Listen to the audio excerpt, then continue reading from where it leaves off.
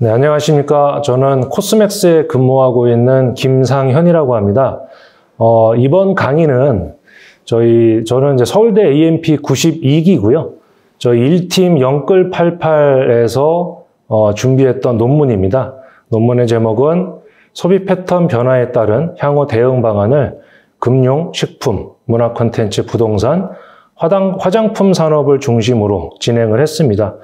저희가 총 8명의 원우님이며 강창진 원우부터 한경민 원우까지 있으시고요.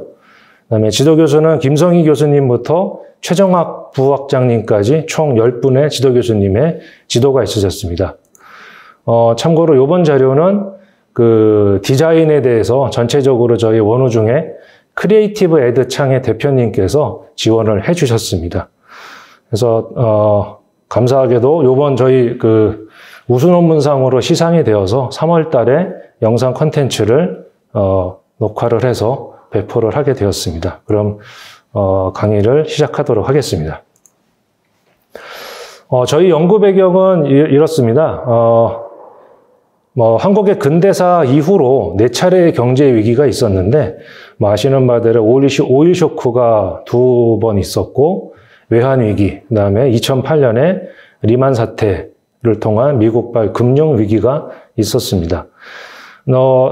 이 과거의 4차례 그 위기의 가장 큰 특징은 구조조정, 채무조정 등 회생 과정을 통해서 경제 구성원들, 그다음에 나라의 경제 전체가 회복을 하고 극복을 했던 프로세스를 가졌는데, 이번에 발발하게 된 2020년에 있었던 코로나19는 천문학적인 금융 지원과 금리 정책으로 전체적인 경제를 활성화시키고 경제 구성원들 간의 성장을 도모하는 게 목표로 정부 정책 및 민간의 지원이 있었습니다. 이에 따라서 소비자의 소비 패턴이 혁신적으로 진화했던 것을 우리는 인식할 수 있었는데, 다만 이에 대한 연구가 부족한 바 주제를 그렇게 정하게 되었습니다. 인덱스는 총 4가지고요. 인트로, 그다음에 3가지 가정 및 부재, 그다음에 3가지 가정 부재를 개별 산업별 데이터를 기준으로 검증을 했고요. 이에 따른 결론을 도출하였습니다. 그럼 첫 번째 인트로 부분입니다.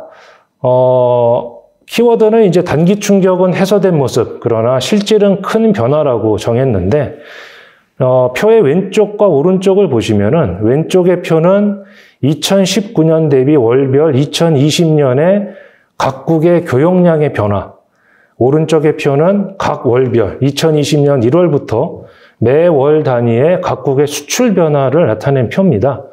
여기서 이제 중국이 가장 큰 변화를 일으키게 되었는데, 사실 이거는 코로나의 시작이 중국 우한이었고, 셧다운의 가장 큰 시작은 중국이었기 때문에 이렇게 가장 큰 변화를 보였고요. 상대적으로 한국 같은 경우는 수출 위주의 국가이다 보니까 그렇게 큰 충격은 없었지만, 기본적으로 경제 자체의 변화는 크게 일어났을 거라고 예상을 하고 이미 그렇다라고 인식을 하고 있을 것입니다. 두 번째로는 이제 리만 사태와 비교를 했을 때 차이점과 동일점입니다. 2008년 글로벌 파이낸셜 크라이시스라고 명칭이 되는 리만 사태는 전 세계 GDP의 성장률에 마이너스 0.1% 정도의 영향이 있었습니다. 다만 2020년에 시작된 코로나19는 전체 GDP의 3%의 마이너스 3%의 그런 충격이 있었는데, 이는 결국에는 그 금융위기는 각국의 금리 정책과 재정 정책을 통해서 민간 소비라든가 전체적인 사회 경제에 대한 변화를 제어하는 게 가장 큰 목적이었고 성공을 한 반면에 2020년에 코로나19 같은 사태는 이와는 다르게 민생과 모든 경제 전반에 악영향을 주었기 때문에 GDP의 변화는 굉장히 크게 일어났습니다.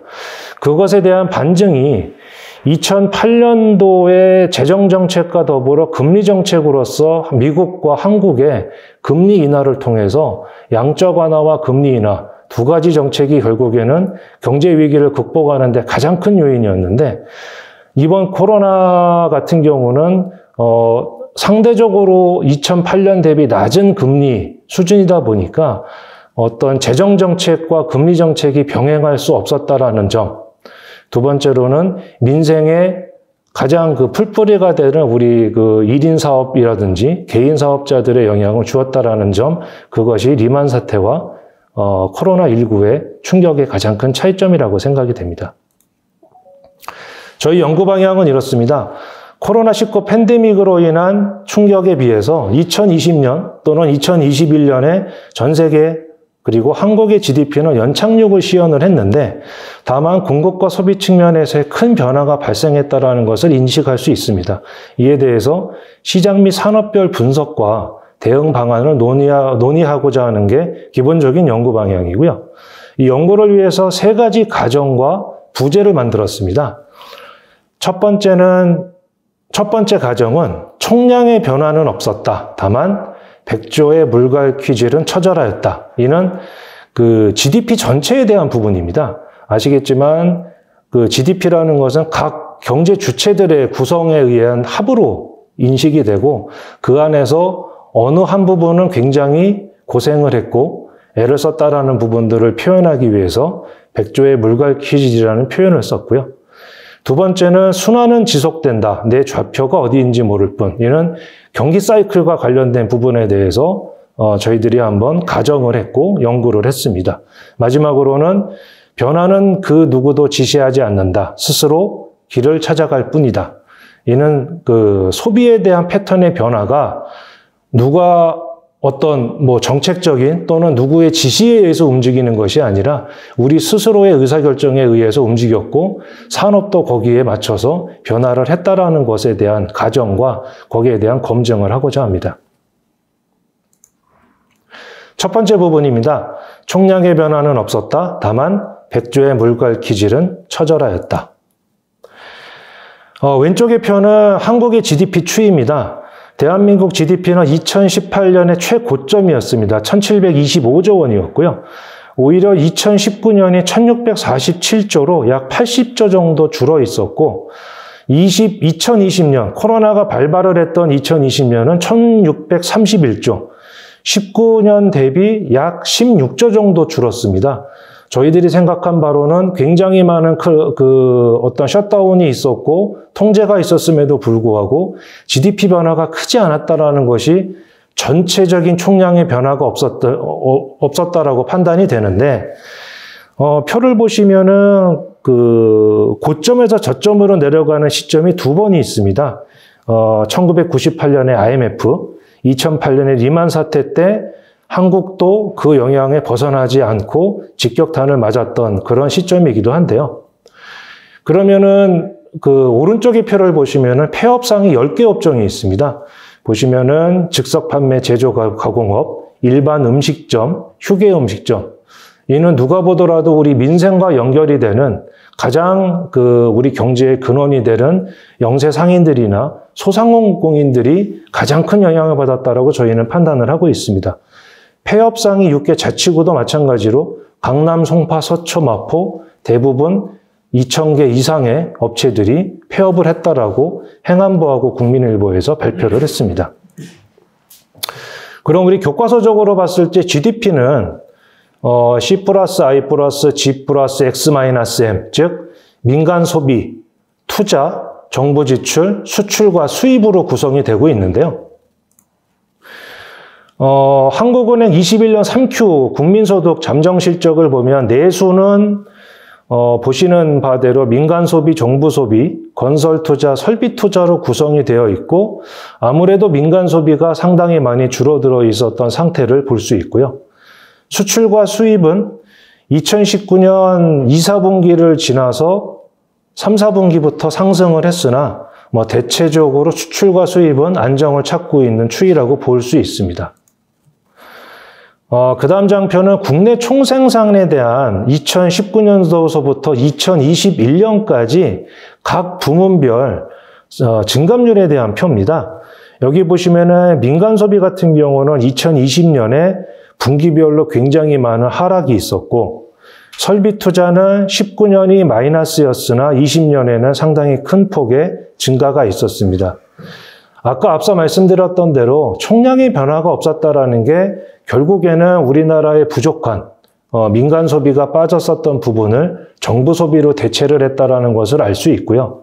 그러면 정부 정책에 의해서 국가의 어떤 기반이 되는 총생산량을 제어하고 지원할 수 있는 여러 가지 프로그램이 가동이 됐다라는 것을 저희들이 인식할 수 있습니다. 2019년도서부터 꾸준하게 정부 소비는 지출이 됐었고 2021년도 마찬가지로 2%, 5%, 3분기 같은 경우는 6.5%의 전년 대비 상승을 보였습니다. 투자 부분과 관련해서는 오른쪽의 표로 저희 설비 투자 추이에 대해서 인식할 수가 있는데요. 파란색은 삼성전자, 오렌지색은 SK 하이닉스의 반도체 사업 부분에 대한 투자 실적입니다. 보시는 바대로 2014년도서부터 꾸준하게 반도체에 대한 투자는 이어지고 있고 그 투자는 결국에 2020년에 투자 증가에 가장 큰 기여를 했을 것이라고 저희는 판단을 하고 있습니다. 그러면 조금만 더 깊게 들어가 보면 여기서부터는 이제 100조의 물갈퀴질이 어떤 의미인지를 한번 되짚어 보고자 합니다. 이 부분은 통계청 기업생멸 행정통계 2020년에 대한 그 통계 자료고요.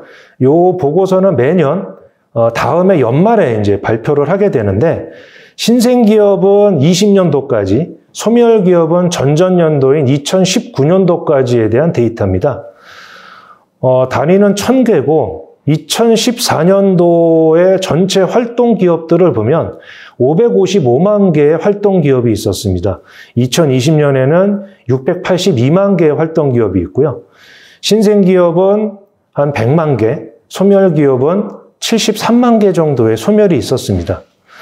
근데 여기서 이제 저희들이 되짚어 보아야 되는 가장 중요한 점은 종사자 1인의 활동 기업이 전체 활동 기업의 79%라는 것입니다. 2020년의 기준으로 놓고 보면은 538만 5천 개가 1인 기업으로 구성이 되어 있습니다.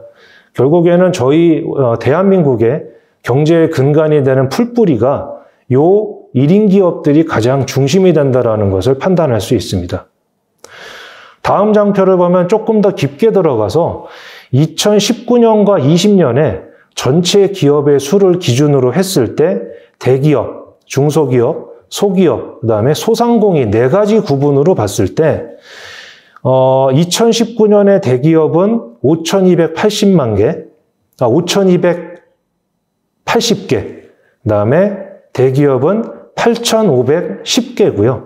중소기업은 681만 2천 개입니다. 비중으로 놓고 보면 대기업은 0.12%, 중소기업은 99.88%의 비중을 차지하고 있습니다.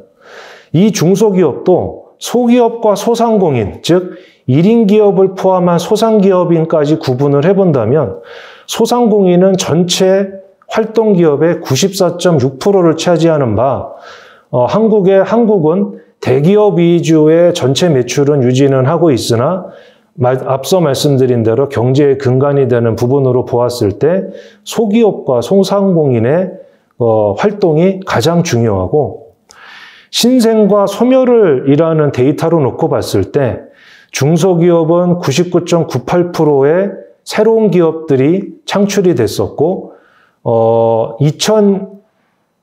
2019년에 소멸이 된 기업의 100%가 대기업에는 하나도 존재하지 않고 중소기업 이하의 기업들이 소멸이 됐다는 것을 보았을 때 우리나라는 대기업을 중심으로 정책을 피는 것도 중요하지만 소기업과 소상공인에 대한 지원과 프로그램도 굉장히 중요하다는 것을 인식할 수 있습니다. 따라서 첫 번째 명제와 부재인, 가정과 부재인 총량의 변화는 없었다. 다만 100조의 물갈퀴질은 처절하였다라는 의미는 한국의 GDP는 2019년과 2020년 대비 GDP의 변화율을 전체적으로 큰 차이는 없었으나 이는 정부 지출에 의해서 유지를 했을 것이고 다만 이 소상공인들에 대한 피해나 그런 고통은 유효하다라는 부분을 우리는 인식할 수 있습니다. 두 번째 가정 및 부재는 순환은 지속된다. 내 좌표가 어디인지는 모를 뿐. 앞서서 말씀드린 경기 순환과 관련된 부분입니다. 이 부분은 피델리티에서 발간한 2016년도 보고서입니다. 사실 대부분의 경기 사이클에 대한 부분은 기본적으로 이론은 동일합니다. 얼리 스테이지와 미드 스테이지, 레이트 그다음에 축소가 되는 리세션에 있었을 때 각 섹터별로 어떤 기업들이 활동적이고 어떤 기업들이 후퇴를 하는지에 대한 부분입니다.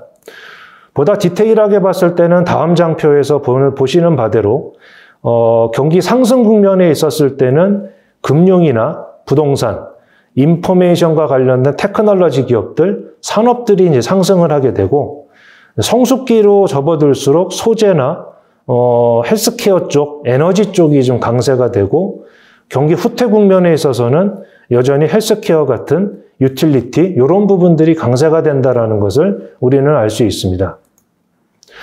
그렇다면 2021년이 지나고 2022년을 앞닥뜨려 놓는 현재 시점에서는 과연 전 세계 경기를 포함해서 한국은 어떤가? 최근의 뉴스 중에 가장 큰 것이 테이퍼링보다 더 센 놈이 온다. 즉 양적 긴축, 퀀터터티브 타이트닝이라는 부분입니다. 중앙은행이 금리 인상을 하고 보유 중인 자산을 축소하는 조치인데요. 미국이 2022년에 최대 4조 달러의 돈줄을 쥐고 수차례의 금리 인상을 예정하고 있고요. 한국도 마찬가지로 금통이나 한국은행 총재 내지는 부총재를 통한 여러 가지 메시지들이 한국 금융시장과 한국 경제계에 전파가 되었고요. 2021년 8월부터 단계적으로 금리는 상승이 돼서 현재 1.25%의 금리를 유지를 하고 있는 상황입니다. 이 상황이 유지가 됐을 때 금리 인상은 결국 가계부채라든지 기업들의 어떤 금융 비용의 증가를 야기하게 될 것이고 결국 그것은 경기 순환에 어떤 식으로든지 간에 영향을 줄 것입니다.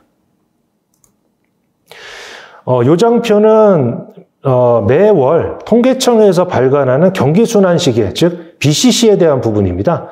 현재 있는 표식은 2019년 1월부터고요. 이거를 2020년 10월까지 약 간단한 동영상으로 한번 보여드릴 텐데요. 여기서 의미하는 바는 오른쪽에 있는 이 각각의 표에 대한 의미가 이제 구현이 되어 있는데 여기서 우리가 조금 한번 이 영상을 이미지를 보셨을 때 십자가로 표시되는 부분, 즉 밑에서 두 번째 표시되고 있는 기업 경기 실사 지수를 의미 있게 한번 보시면 좋을 것 같습니다. 영상을 한번 돌려보겠습니다. 19년 4월, 5월이고요. 20년 3월부터 코로나가 발발이 됐고 21년 6월, 7월, 8월부터 경기가 어느 정도 회복세로 돌아섰지만 21년 10월을 보시면은 상승해서 약간 둔화 쪽으로 변화가 되고 있는 것을 인식하실 수 있을 겁니다. 지금은 조금 더 하강 국면으로 가 있을지 아니면 상승 국면으로 되돌아갔을지는 데이터를 보아야 되겠지만 어찌됐든지 간에 상승해서 둔화 쪽으로 방향이 전환이 되고 있다는 것을 인식할 수 있습니다. 이번 장표는 S&P 500 지수에 대한 그 주가 변화에 대한 차트입니다. 차트에 대한 구성은 색상이 의미하는 파란색은 주가 상승, 빨간색은 주가 하락을 의미하고요. 이건 이제 업종별로 구분이 되어 있기 때문에 좌측 상단은 테크놀로지, 우측 상단은 컨서머 디펜스, 즉 경기 방어주입니다. 요거를 1년, 6개월, 3개월 전으로 한번 돌려보면은 이 주가 변화에 대해서 어떤 의미가 있는지를 한번 보실 수가 있습니다. 여기서 주지하는 바는 전체에 대한 색상에 대한 변화를 보시는 것과 동시에 우측 상단에 경기 방어주에 대한 부분도 같이 보아주셨으면 좋겠습니다. 자, 요거는 지금 보시는 표는 1년 전이고요. 6개월 전, 3개월 전입니다. 보시는 바대로 경기 방어주들은 계속 유지를 하고 있고 기타 업종들은 주가가 하락이 됐다라고 보여지는데 이것이 의미하는 바는 미국이 경기가 하락을 한다라는 단정적인 의미를 이제 제시하고 싶은 것이 아니라 상승 국면에서 어느 정도는 안정 국면 내지는 하락 국면으로 접어들 가능성이 있다. 이는 결국 물가 상승에 따른 미국의 금리 인상이나 앞서서 말씀드렸던 테이퍼링보다 보다 더 관한 이벤트들이 벌어지는 것을 주식시장은 인식하고 있다는 것입니다. 결국 경기순환은 지속이 되고 내가 속한 사업 또는 내가 속한 회사가 어느 좌표에 있는지는 우리 스스로 파악을 하고 대응을 해야 될 것이라는 것을 저희는 의미한다고 생각을 합니다. 세 가지 가정 및 부재, 세 번째입니다. 변화는 그 누구도 지시하지 않는다. 스스로 길을 찾아갈 것이다. 이는 앞서 말씀드린 대로 우리들이 소비를 하고 그 소비자를 위해서 공급을 하는 공급자가 스스로 변화를 하는 것이 어떤 것인지에 대한 부분을 한번 찾아보고자 합니다. 2019년, 20년, 21년 매 해마다 각 해가 의미하는 트렌드에 대해서 키워드를 매년 공개를 하고 있습니다. 2019년은 황금 대지해로서 피기드림, 2020년은 트렌드 코리아에 대해서 트렌드 코리아가 다양한 이슈들에 대해서 제기를 했고요. 2021년은 카우보이 히어로라는 이미지로 해서 했는데 여기서 이제 가장 큰 의미는 19년도 이후부터 개인에 대한 중요성에 대해서 굉장히 부각을 하고 있었다라는 것입니다. 저희가 지난 AMP 92기 강의 과정 중에서 김난도 교수님께서 강의해 주신 것도 트렌드 코리아 2022를 보면 나노사회, 머니러시, 엑스틴 이즈백, 라이크 커머스, 내러티브 자본 등 개인들에 대한 중요성, 그 다음에 다양한 콘텐츠들에 의해서 우리들이 소비하는 문화, 이런 부분들에 대해서 소비 패턴이 어떤 식으로 움직일 것이다라는 거에 대한 지표를 제시를 해주셨습니다. 이런 기준으로 놓고 봤을 때 우리가 겪었던 코로나 시기, 여기 있는 표를 보시면은 전년 동기 대비 소매 판매에 대해서 품목별 증가율을 2020년부터 2020년 6월까지에 대한 표를 구현을 했고요. 당연히 보시는 바대로 2020년 3월이 당시 신규 확진자가 가장 많이 나왔던 시점이었고 의류나 화장품은 하락을 했고 의약품이나 음식료는 상승을 했던 추이를 보여줍니다.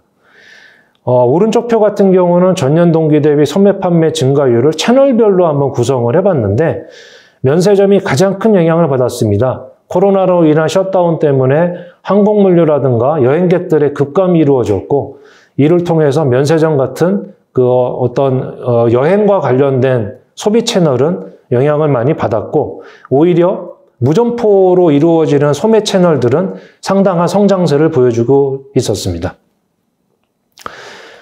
결국 이는 지금 보시는 표는 신규 사업에 대한 오픈 현황에 대해서 색깔이 짙을수록 신규 사업이 많이, 그 다음에 색깔이 옅을수록 적게 오픈을 했다는 것을 볼 수 있는데요.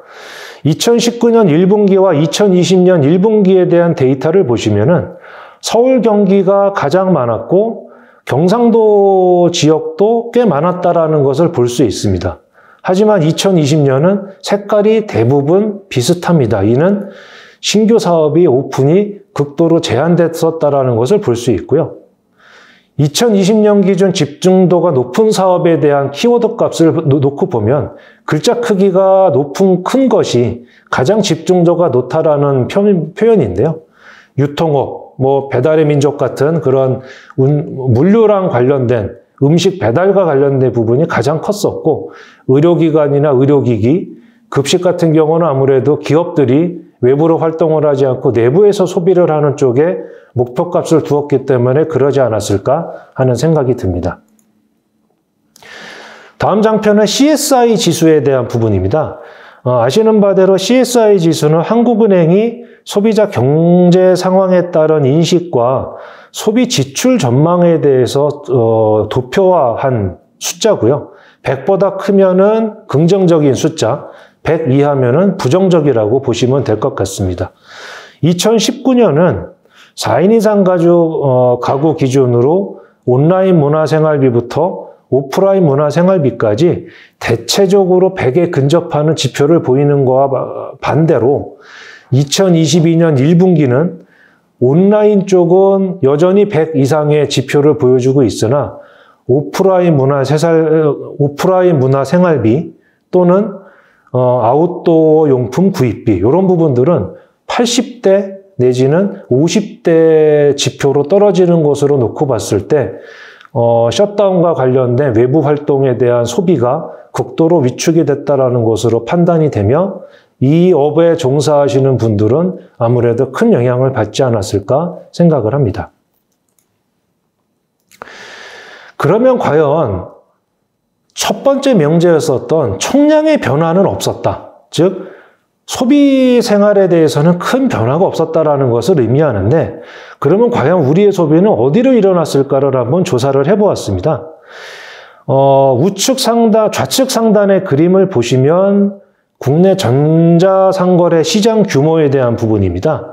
2019년도서부터 2020년도까지 2009년에는 21조의 비중이 2020년에는 161조, 전체 소비의 37.3%가 전자상거래를 통해서 이루어졌다는 것을 알 수 있습니다.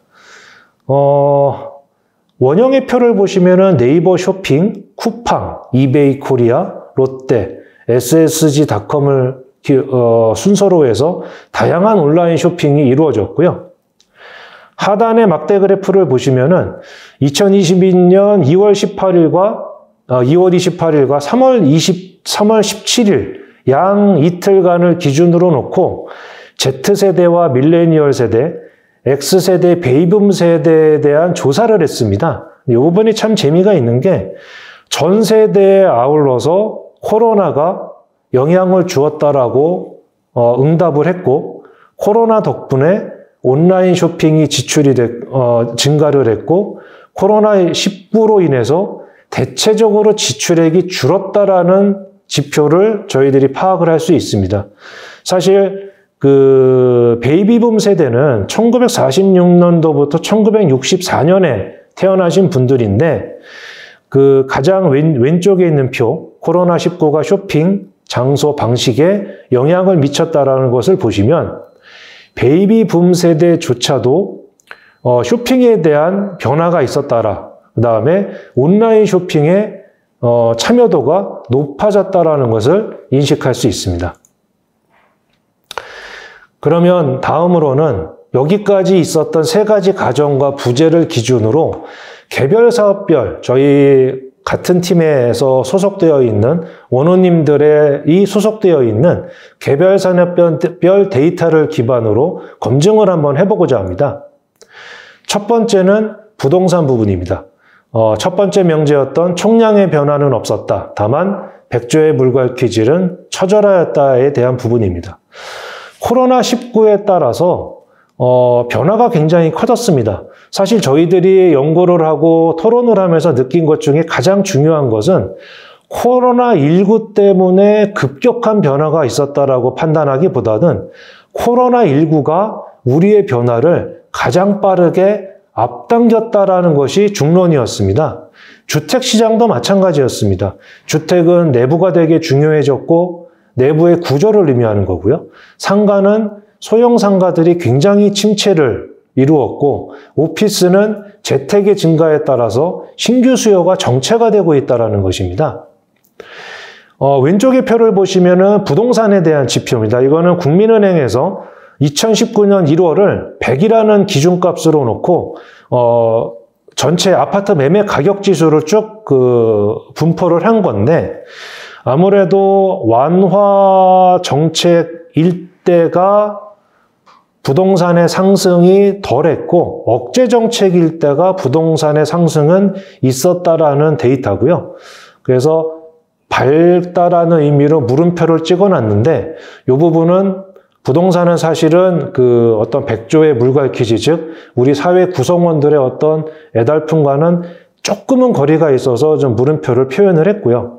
어두운 면은 지금 오른쪽에 있는 표, 즉 10년간 소매업 건물 면적별 사업체의 수로 표현을 했으면 합니다. 여기 보시는 바대로 2009년도서부터 2018년도까지 전체 소매업에 대한 지표입니다. 그다음에 가로축은 30제곱미터 미만부터 3000제곱미터 이상까지에 대한 표를 구현을 했는데요. 보시는 바대로 30제곱미터 미만이 다른 산업은, 다른 면적형은 대부분 다 상승을 하였는데 30제곱미터 미만은 19년 성장률이 마이너스 15.8%인 것으로 놓고 봤을 때 이미 19년도서부터 이런 충격은 컸었고 20년도도 마찬가지로 컸을 것이라고 저희는 예측을 하고 있습니다. 두 번째는 순환은 지속된다. 내 좌표가 어디인지 모를 뿐. 금융 부분입니다. 금융시장은 굉장히 많은 변화가 있었습니다.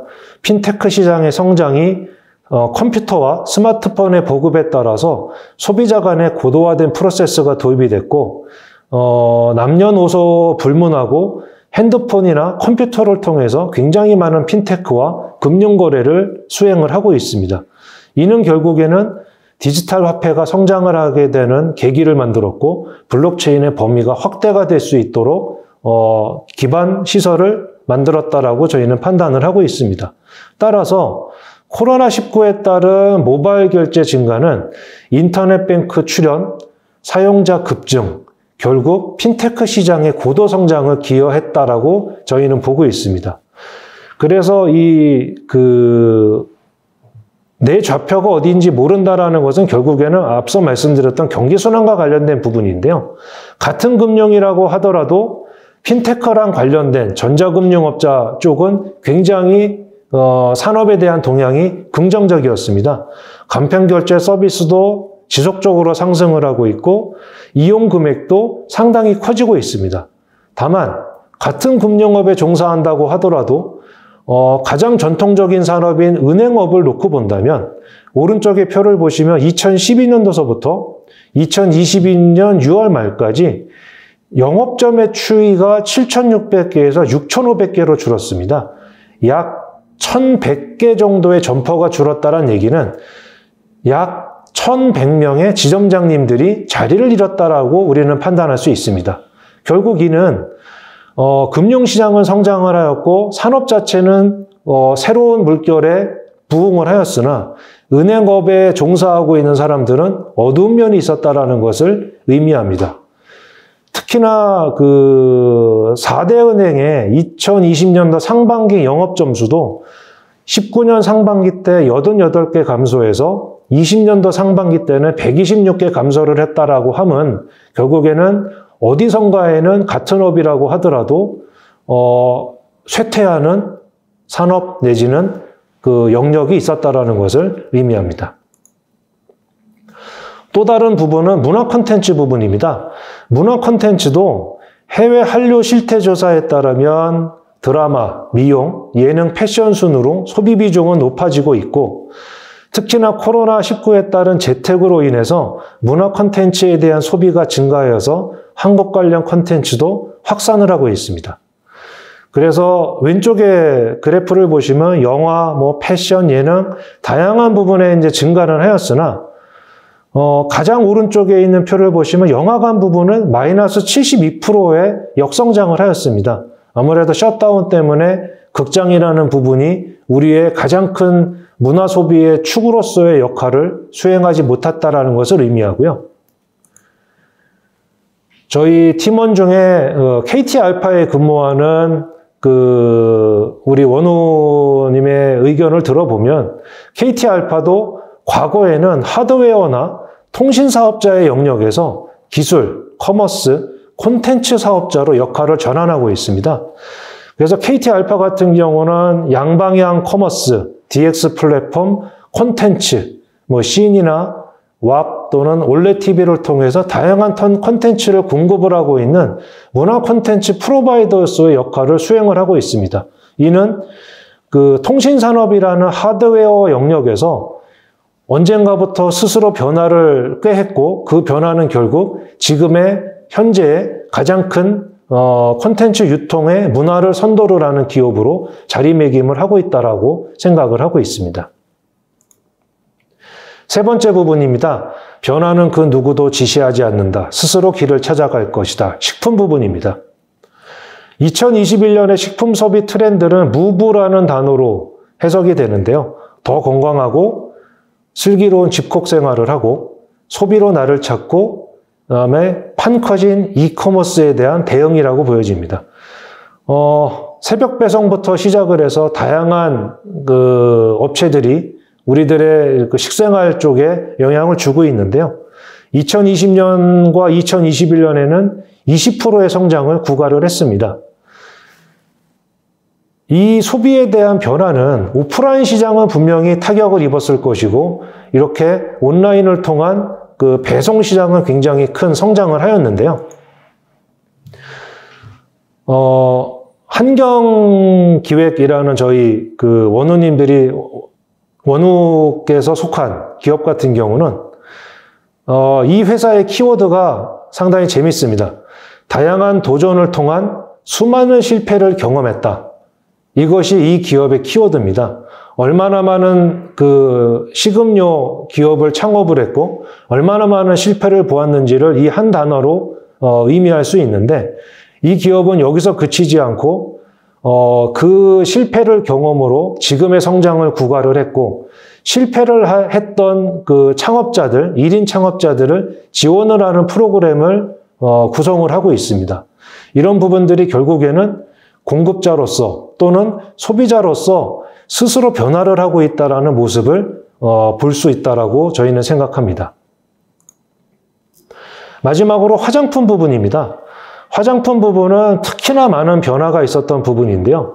공급 측면과 수요 측면의 변화는 가장 큽니다.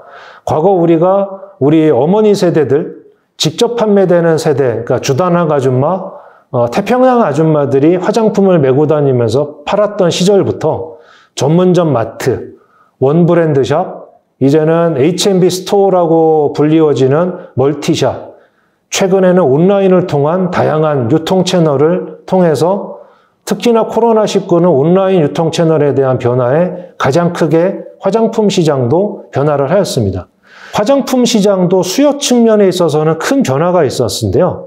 하단의 표를 보시면은 백화점부터 기타 부분까지 열거를 해놨는데 빨간색은 수요가 이탈이 된 곳이고 파란색 점선은 수요를 그 변화된 이탈된 수요를 수용을 한 곳입니다. 백화점과 방문 판매, 면세점, 원브랜드 샵들은 수요가 이탈이 된 곳이고 드럭스토어나 인터넷 부분은 이 이탈된 수요를 수용한 곳입니다. 따라서 인터넷, 즉 원브랜드 샵과 백화점, 면세점에서 이탈된 고객들이 대부분 인터넷을 통한 소비를 이뤄냈다라고 판단할 수 있습니다. 제가 속하고 있는 코스맥스는 최초에는 OEM부터 ODM, OBM까지 고객들이 원하는 다양한 부분을 해소를 해주고 있습니다. OEM이라고 한다면 표를 보시면 패키지 개발과 상품 생산의 영역에서 끝나지만 ODM은 제형을 만들어주고 디자인을 커버를 해주는 부분까지 영역을 확대를 했고요. OBM은 브랜드 기획과 제품 마케팅까지 지원을 해주는 것으로 물건을 팔 수 있는 고객이라면 저희들이 화장품 사업을 확대할 수 있는 부분까지 지원을 하고 있습니다. 코스맥스는 업계 최고의 연구소와 글로벌 인증을 보유한 생산력을 바탕으로 고객이 원하는 무엇이든지 간에 해결을 해주는 솔루션을 제공을 하고 있고 화장품 업계 최초로 CDP 탄소 경영 특별상을 수상을 했고 ESG 평가 A등급을 획득을 해서 고객이 원하는 방향, 어떤 방향이든지 간에 해소를 하고 방향을 함께 해주는 그런 업을 수행을 하고 있습니다.